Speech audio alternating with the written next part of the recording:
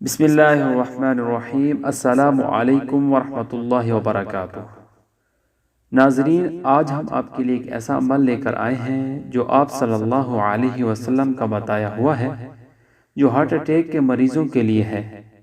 دل کی بیماری، دل کی دھڑکن تیز ہو، دل یوں محسوس کرتا ہو کہ ڈوب رہا ہے، اس کے لیے ایک زبردست عمل ہے۔ فاتح ایرانی حضرت سعد بن ابی وقاص فرماتے ہیں کہ میں بیمار ہو گیا اور آپ صلی اللہ علیہ وسلم میری عیادت کے لیے تشریف لائے اور میرے دونوں کندھوں کے درمیان اپنا دست مبارک رکھا تو وہ فرماتے ہیں کہ میں نے سینے میں ٹھنڈک محسوس کی۔ اللہ تعالی ہم تمام مسلمانوں کو آپ صلی اللہ علیہ وسلم سے سچی محبت اور عقیدت نصیب فرمائے۔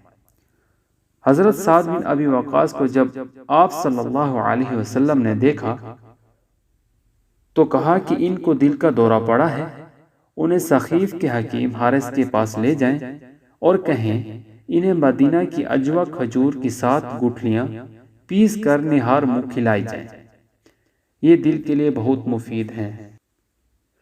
7 دانے باریک پیسی ہوئی گٹھلیاں نہار منہ کھانی ہے اور مسلسل 11 دن یہ عمل کرنا ہے۔